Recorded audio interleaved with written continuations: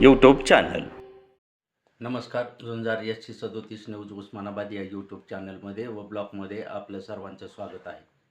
मी आप्पासाहेब शिरसाटे, झुंजार SC37 news Osmanabad या YouTube चॅनलचा व ब्लॉगचा मुख्य संपादक आपणास देत आहे. दिनांक 12 फेब्रुवारी 2026च्या धाराशिव उस्मानाबाद जिल्ह्यातील व परिसरातील 10 ठळक घडामोडी. धाराशिव उस्मानाबाद जिल्ह्यात पारगाव टोल नाक्याजवळ मराठा आरक्षण योद्धा मनोज जरांगे पाटील यांचे सोलापूर जिल्ह्यात मंगळवेढ्याकडे जात असताना धाराशिव उस्मानाबाद जिल्ह्यातील मराठा कार्यकर्त्यांनी केले जल्लोषात स्वागत. वाशी तालुक्यात दसमेगाव जिल्हा धाराशिव उस्मानाबाद येथे शिवसेना ठाकरे गटाचे उपतालुका प्रमुख समाधान उगडे यांनी आपल्या शेतात केलेल्या जवळपास 74 लाख रुपये किमतीची अपुची अर्थात खसखशीची झाडे स्थानिक गुन्हे शाखेने धाड मारून केली जप्त व केली पुढील तपास पोलीस कारवाई करत आहेत.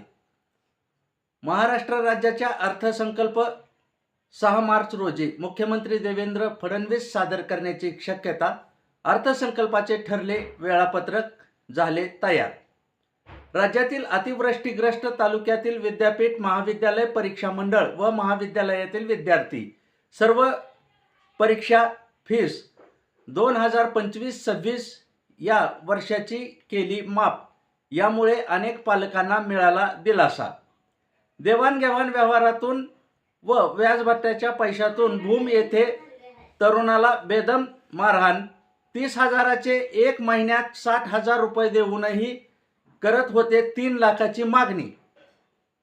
ह्या मागणी करणाऱ्या चौघावर केला गुन्हा दाखल करून केला तपास सुरू.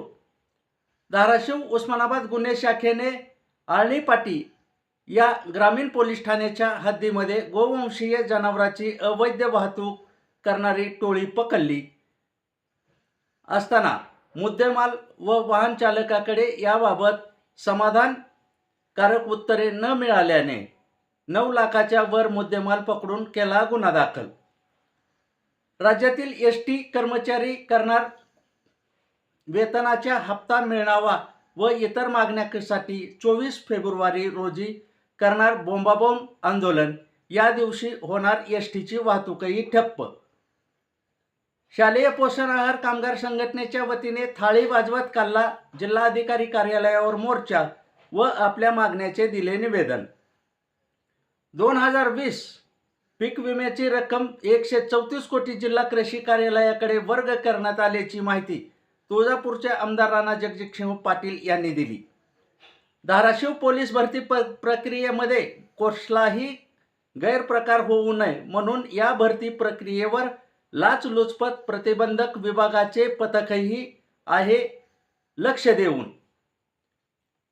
पूरग्रस्ताचे झालेले नुकसान व त्यांना झालेल्या वेदनांची जवळ झालेल्या नुकसानीची व मालमत्तेची केंद्रीय पथकाकडून आज केली तपासणी.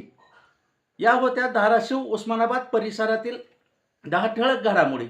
अशाच घडामोडी पाहण्यासाठी झुंजार SC37 न्यूज लाईक करा, शेअर करा, सबस्क्राईब करा, तसेच बेल आयकॉन दाबायला विसरू नका. धन्यवाद.